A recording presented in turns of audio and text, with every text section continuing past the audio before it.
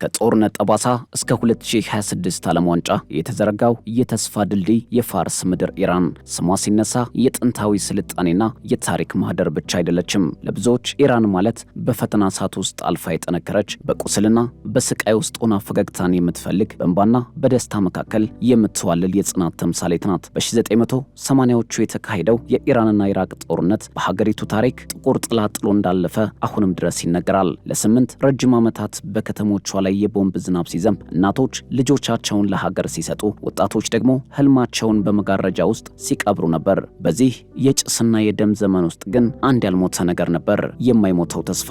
ያኔ ህፃናት በፈራረሱ ህንፃዎች አጠገብ በጨርቅ የተሰራች ኳስን ሲያሳድዱ፣ ያቺ ኳስ ለነሱ ተራ መጫወቻ ሳይሆን ከጦርነት ድምፅ የሚያመጡባት የነፃነትና የሰላም ዓለምን የሚያልሙባት ብቸኛ መተንፈሻቸው ነበረች። ጦርነቱ ቢቆምም ማዕቀቦችና ፖለቲካዊ ጫናዎች የኢራንን ህዝብ ከዓለም ጋር እንዳይገናኝ አግደውት ቆይቷል። በዚህ ሁሉ መከራ ውስጥ ግን ህልም አንግቦ የህዝቡ ብሶት የወለደው የሀገሪቱ ብሔራዊ ቡድን ለኢራናውያን የሀገራዊ ኩራት ምልክት ሆኖ ወጣ። ዓለም በጥርጣሬ አይን ሲያያቸው፣ እነሱ ግን በኳስ ሜዳ ላይ ፍቅራቸውንና ማንነታቸውን አሳዩ። በሀገራት የእግር ኳስ ውድድር ከፍተኛ ግብ አስቆጣሪ ሆኖ በፖርቹጋላዊው ኮከብ ክርስቲያኖ ሮናልዶ እስኪሰበርበት ድረስ 109 ጎሎችን በማስመዝገብ በቀዳሚነት ለዓመታት ሲጠራ የነበረው የኢራናውያን ኩራት አሊዳይ እስከ የወቅቱ የፊት መስመር መሪ ሜህዲ ታረሚ ድረስ የኢራን እግር ኳስ ተጫዋቾች ለህዝባቸው የድል ዜማ ሆኑ። በእግር ኳስ ስታዲየሞች ውስጥ የሚሰማው ጩኸትና ደስታ ለዓመታት በዝምታ የታፈነውን የህዝብ ብሶት የሚገለጥበት ታላቅ መድረክ ሆነ።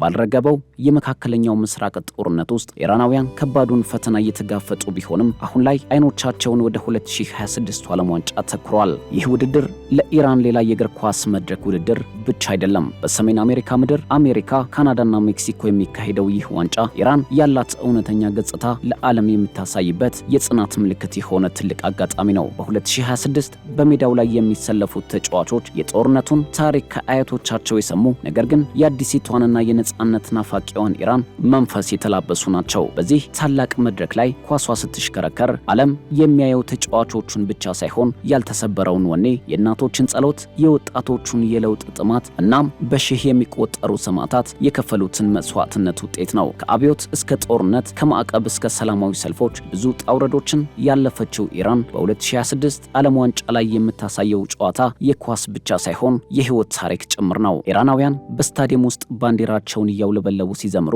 ድምጻቸው ከቴህራን ተራሮች አልፎ ዓለምን ያናውጣል። ያ ድምጽ እኛ አልተሸነፍንም፣ በስቃይ ውስጥ አልፈን ለድል በቅተናል የሚል ልብ የሚነካ የጽናት መዝሙር እንደሚሆን ይታወቃል። የ2026 ዓለም ዋንጫ ለኢራን የኳስ ድል ሳይሆን በብዙ መስዋዕትነት የተገኘ የታሪክ ትንሣኤ ይሆናል ተብሎ ተጠብቋል። ሀገራት ውድድሩን ለማድረግ ወደ አሜሪካ፣ ካናዳና ሜክሲኮ ባቀኑበት ወቅት ከፍተኛ እንግልት የደረሰበት የኢራን ብሔራዊ ቡድን ያረፈው በሜክሲኮ ሲሆን ይህም አሁንም አሜሪካና ኢራን ጎሽሚያቸው ይበልጥ እንዲጠናከር አድርጓል። የብሔራዊ ቡድኑ ቁልፍ ከሆኑ ተጫዋቾች መካከል አንዱ የሆነው መህዲ ታረሚ እግር ኳስ ሰላም እንደሆነ ብቻ ነበር የምናውቀው፣ አሜሪካ ግን ይህን አላደረገችም፣ ፊፋም ከጎናችን አልቆመም ሲል ሲቃወም፣ በአንጻሩ ሜክሲኮና ህዝቦቿን ላደረጉላቸው አቀባበል አመስግኗል። በተደበላለቀ ከባድ ስሜት ውስጥ የምትገኘው ኢራን በ2026 የዓለም ዋንጫ በምድብ 7 ከቤልጅየም፣ ግብጽና ኒውዚላንድ ጋር የተደለደለች ሲሆን የመጀመሪያ ጨዋታዋን ከኒውዚላንድ ጋር አድርጋ 2-2 በሆናቻ ውጤት በማጠናቀቅ